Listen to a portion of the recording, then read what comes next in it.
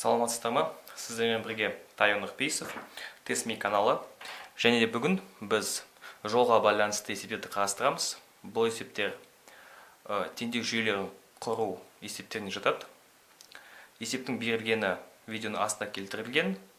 Есептің осы түрі енді жиі кездеседі, ұбт-да кешіріңіз. Сол үшін мен осы есептерді қарастыруға жөн деп ойладым. Есептің берілгеніне назар аударайық. Екі қаланың арасы 400 км құрайды.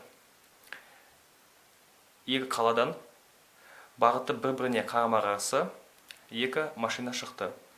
Біріншісінің жылдамдығы 40 км/сағат, екіншісінікі 60 км/сағат. Осы екі машина жолда 2 сағат болған. 2 сағат өткен соң осы екі машинаның қашықтығы қандай болады? Алдымен есепті шешу үшін мен осы есептің суретін салған жөн деп ойлаймын. Суретте нақты түсінікті болады, бізге не табу керек екенін. Мысалы, біз алайық А пункт және Б. Екеуінің арасы 400 км. Есептің берілгені бойынша екі машина бір-біріне қарама-қарсы шықты. Яғни біз Б пунктынан машина былайға кетті десек, сол жағынан А пункттан машина сол жаққа кетті дейік. Есептің берілгені бойынша осы екі машина қарама-қарсы бағытта шықты. Енді бірінші машинаның жылдамдығы V1 деп алайық. Ол 40 км болды. 40 км/сағатына. Екінші машинаның жылдамдығы 60 км/сағат. Осы екі машина жолда 2 сағат болды. Яғни былайға қозғалған машина айтарлықтай осы нүкте болады 2 сағаттан кейін.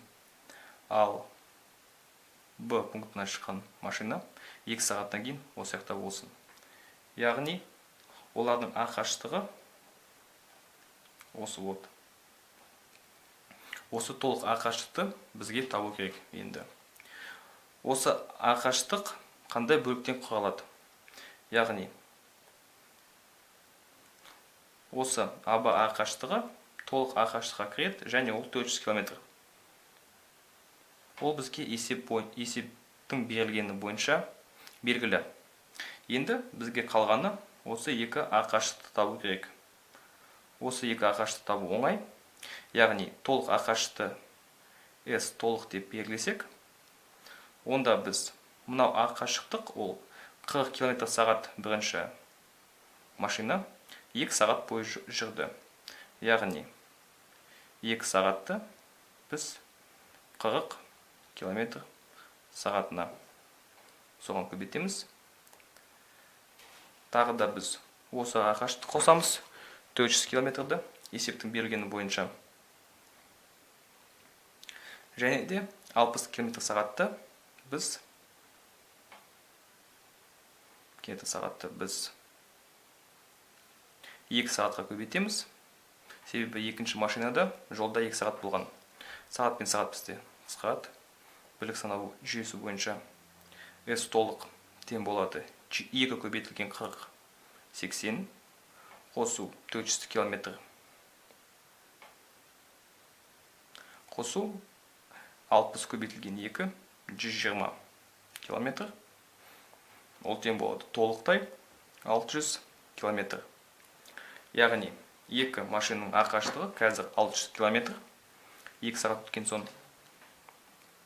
Осы есепті шешу кезінде қандай басқаша қиыншылықтар туы мүмкін? Мысалы, біздің есептің берілгені бойынша бір машина 1,5 сағат жүрді десе, ал екінші машина 20 минут жүрді десек, онда біз назар аудару керекпіз. Осы 40 км-ді біз 1,5 сағатқа көбейтеміз. Ал 1,5 сағат дегеніміз ол санақ жүйесінде біз 1,5 деген сағатқа айналып тұру керек. Ол 30 минут. Яғни 1,5 сағат дегеніміз 3-тен 2 сағат. Соны біз 40 км/сағатқа көбейтеміз. Егер де сағат саны бізде 1,5 болса. Егер де сағат бізде, уақыт бізде тек қана минутпен берілсе, онда осы 20 минутты біз санақ жүйесі сағатқа айналдыру керекпіз. Яғни 20 минутты біз 60 минутқа бөлеміз. Ол дегеніміз 1-ден 3 сағат болады. Сол 1-ден 3 сағатты біз мысалы 60 км сағатқа көбейтеміз. Яғни нағыз ОБД-да осы есептерді шешу барысында бізге өте абай болу керек. Минутты біз сағатқа айналдыру керекпіз. Осы бөлшек түрінде берілген сағатты біз сағатқа айналдыру керекпіз. Және де бірінші және екінші машинаға тиісті уақыт әртүрлі болса, онда абайлап тұрып, осы уақытты біз берілген жылдамдыққа көбейту керекпіз. Айтарлықта есте сақтайды дегеніміз сол қарама-қарсы бағытта екі машина қозғалса, онда іштегі арақашықтық осы толық арақашықтыққа кіреді. Егер де олар бір-біріне қарай қозғалса, онда десте болады. Оны да ескеру керек толық арақашықтықта.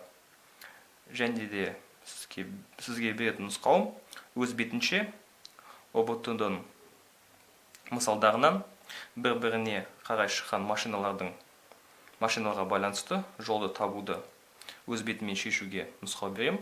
Өте пайдалы болады. Сіздермен бірге болған Тайо Нұрпейісов, Test.me каналы. Біздің каналға жаздыңыз.